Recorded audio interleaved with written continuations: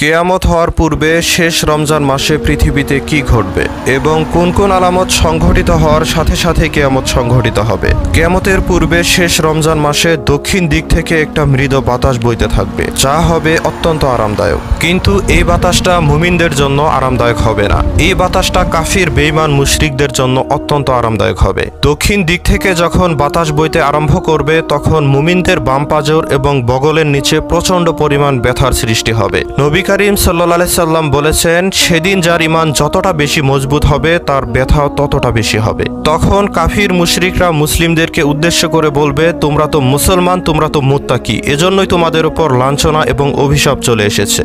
আর এদিকে মুমিনগণ তাদের ব্যথার যন্ত্রণায় কাতরাতে কাতরাতে মৃত্যুর মুখে পতিত হবে।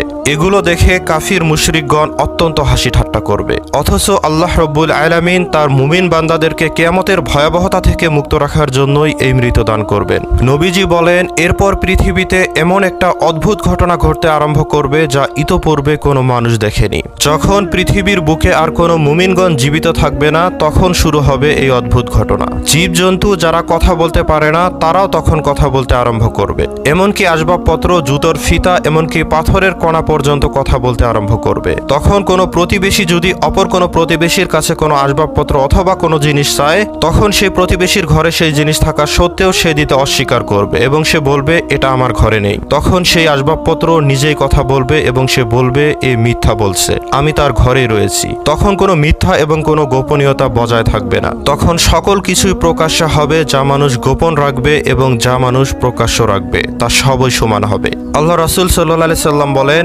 এরপর যখন সমস্ত মুমিনগণ পৃথিবী থেকে মৃত্যুবরণ করবেন, তখনই শুরু হবে এক ভয়াবহ কাণ্ড। তখন এমন এক জাতি বের হবে, তারা মক্কায় এসে খানায় কাবা দখল করে নিবে এবং হজ উমরার সমস্ত কিছুই বন্ধ করে দিবে। তখন এমন হবে যে মানুষের অন্তর থেকে কোরআনের নূর উঠে যাবে, এমনকি কোরআনুল কারিমের পৃষ্ঠা থেকে তার আয়াত পর্যন্ত উঠে যাবে। তখন পৃথিবীতে এমন একটা অবস্থার সৃষ্টি হবে, যখন কোনো মানুষ অপরাধকে আর অপরাধী মনে করবে না। তারা বড় বড় অপরাধকে খুবই তুচ্ছ বিষয় মনে করবে। তখন জিনা, ব্যভিচার, বেহায়াপনা, অসভ্যতা, মদ, জুয়া, পৃথিবীতে আর কোনো অপরাধী বাকি রাখবে না। তারা সমস্ত কিছুর সীমা লঙ্ঘন অতিক্রম করে ফেলবে। রাসূলুল্লাহ সাল্লাল্লাহু আলাইহি সাল্লাম বলেন, ততক্ষণ পর্যন্ত কিয়ামত সংঘটিত হবে না, যতক্ষণ পর্যন্ত এই পৃথিবীর জমিনের ভেতর একজন ব্যক্তি আল্লাহ তাআলার নাম স্মরণ করবে। তখন এমন অবস্থা হবে যে আপনি শুনে অবাক হবেন। তখন ইবলিস শয়তান আফসোস করে বলতে থাকবে, হায় আফসোস, একজন ব্যক্তিও কেন তার বাপ দাদার ধর্ম অনুসরণ করছে না, তারা কেন মূর্তি পূজা করছে না, আর কেনই বা শিরক করছে না। তখন সমস্ত মানুষ এমন একটা পর্যায়ে চলে যাবে, যখন তারা মূর্তি পূজাও করবে না, এমনকি আল্লাহ তাআলার ইবাদত তো করবেই না, অন্যান্য কোনো ধর্মগ্রন্থও তারা মানবে না। মানে হলো, এই পৃথিবীর বুকে যারা কিয়ামতের পূর্বে বসবাস করবে, তারা সকলেই হবে নাস্তিক। তারা না মানবে আল্লাহ তাআলাকে, না মানবে অন্য কোনো ধর্ম। তখন গোটা দুনিয়ার ভেতর এমন একটা সময় চলে আসবে, সারা দুনিয়াতে দাঙ্গা হাঙ্গামা যুদ্ধ লেগেই থাকবে, কিন্তু শুধুমাত্র সিরিয়া ব্যতীত। তখন সকলে এক মুঠো শান্তির জন্য সিরিয়ার উদ্দেশ্যে রওনা হবে, যেমনটি বর্তমানে ইউরোপ আমেরিকার দিকে মানুষ রওনা হয়। এরই মধ্যে এমন একটা রাত চলে আসবে, যার পরবর্তী দিন সূর্য উঠতে অনেক দেরি হবে। ঘুমন্ত শিশু ঘুম থেকে উঠে কান্নাকাটি শুরু করে দেবে। গোয়ালের গরু রাস্তার মাঠে যাওয়ার জন্য অত্যন্ত ছোটাছুটি করতে আরম্ভ করবে। সমস্ত মানুষ ভীত সন্ত্রস্ত হয়ে পড়বে। তারা ভয়ে আতঙ্কে চিৎকার চেঁচামেচি আরম্ভ করে দিবে এবং এদিক ওদিক ছোটাছুটি আরম্ভ করবে। তারা বলবে, হায় হায়, এ কি হলো, সূর্য কেন এখনো উঠছে না, এখনো কেন সকাল হচ্ছে না। এভাবে করে 3 অথবা 4 দিবাগত রাত কেটে যাবে। অবশেষে সুবহে সাদিক শুরু হবে এবং তখন সূর্য পূর্ব দিক থেকে উদিত না হয়ে পশ্চিম দিক থেকে উদিত হবে। আর সূর্য পশ্চিম দিক থেকে ওঠার সাথে সাথেই তওবার রাস্তা সম্পূর্ণভাবে বন্ধ হয়ে যাবে, আর কারো তওবা তখন কবুল করা হবে না। তখন আল্লাহ তাআলার নির্দেশে দাব্বাতুল আরদ নামে একটি প্রাণী পাহাড় চিরে বের হয়ে আসবে। তার বৈশিষ্ট্য হবে 8 ধরনের প্রাণীর সমন্বয়। তার পা হবে উটের ন্যায়, তার হাত হবে বানরের মতো, তার চেহারা হবে মানুষের ন্যায়, আর তার শিং হবে হরিণের মতো। তার হাত হবে বানরের মতো, তার ঘাড় হবে ঘোড়ার মতো, তার পা দেখতে হবে উটের ন্যায়, তার চোয়াল হবে বাঘ বা সিংহের ন্যায় এবং তার লেজ হবে গরুর মতো। সেই প্রাণীটি এসে অবিকল মানুষের মতো মানুষের সাথে কথা বলতে থাকবে। তার এক হাতে থাকবে হযরত মুসা আলাইহিস সালামের লাঠি, আর অপর হাতে থাকবে হযরত সুলাইমান আলাইহিস সালামের সেই আংটি। সেই প্রাণীটি পৃথিবীতে এত দ্রুত বিচরণ করবে, যা মানুষের কল্পনার থেকেও বাইরে। প্রাণীটি এতটাই দ্রুতগামী হবে যে পৃথিবীতে যত দ্রুতগামী বস্তু রয়েছে তা তার কাছে কিছুই মনে হবে হবে না। সে গোটা পৃথিবীতে বিচরণ করবে এবং প্রতিটি মানুষের কপালে তার লাঠি দ্বারা একটি দাগ দিয়ে দিবে। তো সে সময় ইমানদার ব্যক্তির কপালে দাগ দেওয়ার সাথে সাথে ইমানদার ব্যক্তির কপাল এবং তার সমস্ত চেহারা নুরানি হয়ে যাবে এবং অত্যন্ত সুন্দর আকৃতি ধারণ করবে। আর যখন এই লাঠির দাগ বেঈমানদের কপালে পড়বে তখন সাথে সাথে তাদের চেহারা অত্যন্ত কুৎসিত এবং কালো আকার ধারণ করবে। আর এই ঘটনাটি দক্ষিণ দিক থেকে মৃদু বাতাস আসার পূর্বেই সংঘটিত হবে। আর সেই প্রাণীটি লাঠির দাগ দ্বারাই ইমানদার এবং বেঈমানের পরিচয় পাওয়া যাবে। এরপর যখন সে সময় সমস্ত পৃথিবীর ইমানদারগণ মৃত্যুবরণ করবে আর এর কিছুদিন পরেই শুরু হবে আরো একটি মহাগজব। আর সেই গজব হলো দক্ষিণ দিক থেকে পুনরায় আবার অগ্নিকুণ্ড শুরু হবে। আর সেই আগুনের গোলা এতটাই ভয়ানক হবে যে সারা পৃথিবীর মানুষকে তাড়া করতে আরম্ভ করবে। কারণ সে সময় কোনো ইমানদার ব্যক্তি পৃথিবীতে জীবিত থাকবে না। সে সময় থাকবে সমস্ত নাস্তিক, মুরতাদ এবং বেঈমান যারা আল্লাহ তাআলার ইবাদত থেকে দূরে ছিল, আল্লাহ তাআলার আইন এবং হুকুম থেকে তারা বিরত ছিল।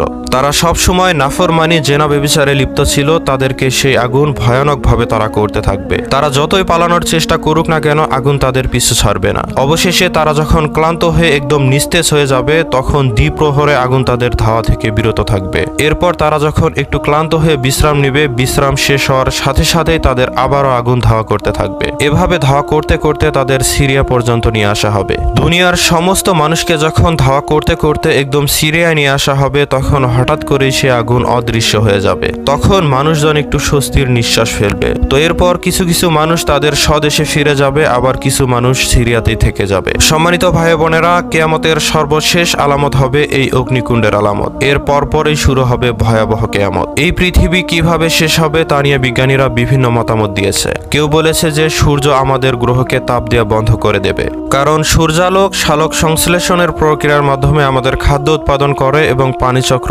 সূর্যের আলো ছাড়া ধ্বংস হয়ে যাবে। কিছু কিছু বিজ্ঞানীরা বলেছেন পৃথিবীতে সমস্ত প্রাণী শেষ হয়ে যাবে, আর তা না হলে ওজোন স্তর বিলুপ্ত হয়ে যাবে। আমাদের পৃথিবীর সাথে সূর্য অথবা মহাশূন্যে বিচরণকারী অন্য যে কোনো গ্রহের সাথে সংঘর্ষ ঘটবে। তবে সম্মানিত ভাই বোনেরা, বিজ্ঞানীদের মতামত যাই হোক না কেন, রাসূলুল্লাহ সাল্লাল্লাহু আলাইহি সাল্লাম কিয়ামতের আলামত সম্পর্কে যে ভবিষ্যৎবাণী করেছিলেন তা প্রায় অধিকাংশই এখন প্রতিফলিত হচ্ছে। যেমন হাদিস শরীফে রাসূলুল্লাহ সাল্লাল্লাহু আলাইহি সাল্লাম কিয়ামত সম্পর্কে আলোচনা করতে গিয়ে কিয়ামতের আলামতের বর্ণনা দিতে গিয়ে বলেন, কিয়ামতের আগে আরবের খালি পায়ের রাখালেরা উঁচু উঁচু বিল্ডিং নির্মাণের প্রতিযোগিতা করবে। প্রিয় ভাই বোনেরা, আমরা এখন সবাই দেখতে পাচ্ছি যে আরবরা উঁচু উঁচু ভবন নির্মাণ করার চেষ্টা করছে। তাদের মধ্যে বর্তমানে এখন এই প্রতিযোগিতাই বেশি চলছে যে কে কার চেয়ে কত বড় বিল্ডিং বানাতে পারে। আপনি দুবাই, সৌদি আরবের দিকে তাকালেই বুঝতে পারবেন। নবীজি সাল্লাল্লাহু আলাইহি সাল্লাম কিয়ামতের আলামতের সম্পর্কে বর্ণনা করতে গিয়ে অন্য একটি হাদিসে বলেছেন, কিয়ামতের পূর্বে দাসী তার মনিবকে জন্ম দিবে। আর এখন আমরা দেখতে পাচ্ছি উন্নত বিশ্বের অনেক দেশে সারোগেসি খুবই সাধারণ বিষয় হয়ে দাঁড়িয়েছে, যেখানে ধনী লোকেরা তাদের সন্তানদের জন্ম দেওয়ার জন্য একজন মহিলাকে ভাড়া করে থাকে। নবীজি আরো বলেছেন, কিয়ামতের পূর্বে জেনা ব্যভিচার ব্যাপকভাবে বৃদ্ধি পাবে। কিছু কিছু মুসলিম দেশ সহ বিশ্বের প্রায় সকল দেশে এখন বর্তমান জিনা ব্যভিচার ভাইরাসের মতো ছড়িয়ে পড়েছে। কিয়ামতের পূর্বে আরো অনেক অনেক আলামত সংঘটিত হবে। কিয়ামতের পূর্বে সমস্ত জিনিসের ওপর মানুষের চাহিদার তুলনায় ঘাটতি দেখা দেবে। আর এখন আমরা দেখতে পাচ্ছি রাসূলুল্লাহ সাল্লাল্লাহু আলাইহি সাল্লাম বলেছেন, কিয়ামতের পূর্বে সমস্ত জিনিসের ওপর আল্লাহ তাআলার রহমত ও বরকত চলে যাবে এবং সময় অনেক দ্রুত অতিক্রান্ত হবে। আর এখন আপনি আমি অনুভব করতে পারছি যে আমাদের চারপাশে যা কিছুই হচ্ছে তা সব জিনিসের উপর থেকে কেন জানি আল্লাহ তাআলার রহমত এবং বরকত উঠে যাচ্ছে। কোনো জিনিসে আগের মতো আর স্বাদ পাওয়া যাচ্ছে না। কেন জানি মানুষের ভেতর একটা হতাশা কাজ করছে এবং সময় খুবই দ্রুততার সাথে শেষ হয়ে যাচ্ছে। মনে হচ্ছে যেন একটা বছর আমরা অতিক্রম করতেছি একটা মাসের মতো, একটা মাস মনে হচ্ছে একটা সপ্তাহের মতো, আর একটা সপ্তাহ মনে হচ্ছে একটা দিনের মতো। আপনি লক্ষ্য করলে দেখবেন শুক্রবার যেন খুব দ্রুতই আমাদের সামনে এসে হাজির হচ্ছে। এরকমই আমাদের সময় কোথা থেকে যেন চলে যাচ্ছে তা কেউই বুঝতে পারছে না। এগুলো হলো কিয়ামতের নিদর্শনের মধ্যে কিছু সাধারণ নিদর্শন, কিন্তু এর মধ্যে কিছু অন্যতম নিদর্শন আছে যা রাসূলুল্লাহ সাল্লাল্লাহু আলাইহি সাল্লাম আমাদের বলে দিয়েছেন। এর মধ্যে একটি অন্যতম নিদর্শন হলো কিয়ামতের পূর্বে যে শেষ রমজান আসবে সেই রমজানে একটা বিকট আওয়াজ আসবে। আর এই আওয়াজ এতটাই রহস্যময় এবং ভয়ঙ্কর হবে যে মানুষ এবং অন্যান্য প্রাণীরাও ভয় পেয়ে যাবে এবং এই আওয়াজের উৎস খোঁজার চেষ্টা করবে। কিন্তু এই আওয়াজ যে কোথা থেকে আসছে তার কোনো উৎসই খুঁজে পাওয়া যাবে না। রমজানের পর মানুষ তাদের ঘরের মধ্যে এক বছরের খাবার জমা করা শুরু করবে, কারণ সেই আওয়াজের পর জমিনে ফসল হবে না এবং মানুষ অনাহারে থাকবে। ব্যাপক দুর্ভিক্ষ দেখা দিবে। প্রিয় বন্ধুরা, কিয়ামতের সব থেকে বড় আলামত হবে দাজ্জালের আত্মপ্রকাশ। নবীজি বলেছেন, কিয়ামতের 40 দিন আগে দাজ্জাল পৃথিবীতে আগমন করবে এবং মানুষকে বিপদগামী করতে সব ধরনের চেষ্টা চালাবে। দাজ্জাল মিথ্যা জান্নাত এবং মিথ্যা জাহান্নামের চিত্র দেখিয়ে মানুষকে বিভ্রান্ত করবে। হাদিসে বর্ণিত হয়েছে, দ্রুতগামী বাতাস বৃষ্টিকে যেভাবে চালিয়ে নেয়, দাজ্জালের চলার গতিও সেরকম হবে। এছাড়াও কিয়ামতের আলামতের মধ্যে উল্লেখযোগ্য আরও একটি আলামত হলো অতিবৃষ্টি, অনাবৃষ্টি, তীব্র ঠান্ডা ও দাবদাহ সহ বিভিন্ন প্রকার প্রাকৃতিক দুর্যোগ ব্যাপক হারে বৃদ্ধি পাবে। অন্যদিকে মরু অঞ্চলে ঘটবে এর বিপরীত ঘটনা। ঝড় বৃষ্টির কারণে বন্যার কবলে পড়ে বিপর্যয় সৃষ্টি হবে আরবের মরুভূমিগুলোতে।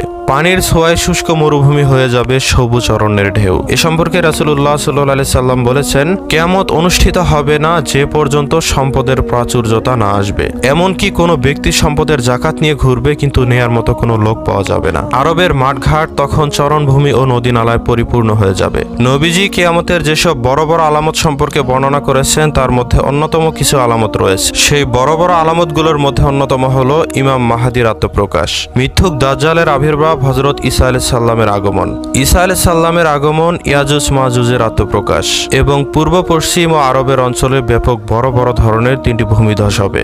রাসূলুল্লাহ সাল্লাল্লাহু আলাইহি সাল্লাম বলেছেন, কিয়ামতের পূর্বে বিশাল ধোঁয়ার সৃষ্টি হবে যা পুরো পৃথিবীব্যাপী এবং পশ্চিম গগনে সূর্য উদয় হবে। রাসূলুল্লাহ সাল্লাল্লাহু আলাইহি সাল্লাম বলেছেন, কিয়ামতের পূর্বে বিশাল ধোঁয়ার সৃষ্টি হবে, অদ্ভুত জন্তু বের হয়ে আসবে আর ইয়েমেন থেকে আগুন বের হয়ে আসবে যা সমস্ত মানুষকে হাঁকিয়ে নিয়ে সিরিয়ায় জমা করবে। আর এরপরেই শুরু হবে কিয়ামতের ভয়াবহতা। প্রিয় মুসলিম এবং ভাই বোনেরা, আমরা সকলেই কিয়ামতকে বিশ্বাস করি। কিয়ামত যে হবে এতে কোনো সন্দেহ নেই। সুতরাং আমাদের সকলের উচিত কিয়ামতের ভয়াবহতা থেকে মুক্ত থাকার জন্য সেরকম প্রস্তুতি নেওয়া। তাই আমাদের প্রত্যেকেরই উচিত আমাদের ঈমানকে পাকাপোক্ত করা এবং মজবুত করা। তো মহান আল্লাহ তাআলা আমাদের সেই দিনের ভয়াবহতা থেকে মুক্ত রাখুন, আর আমরা যেন সহি সালামতে রমজান মাসের রোজাগুলো পালন করতে পারি সেই তৌফিক আল্লাহ তাআলা এনায়েত করে দিন। ভিডিওটি আপনার কাছে গুরুত্বপূর্ণ মনে হলে অবশ্যই অন্যদের কাছে শেয়ার করে দিন। আর এরকম তথ্যবহুল ভিডিও পেতে হলে অবশ্যই আমাদের চ্যানেলটিকে সাবস্ক্রাইব করে রাখুন।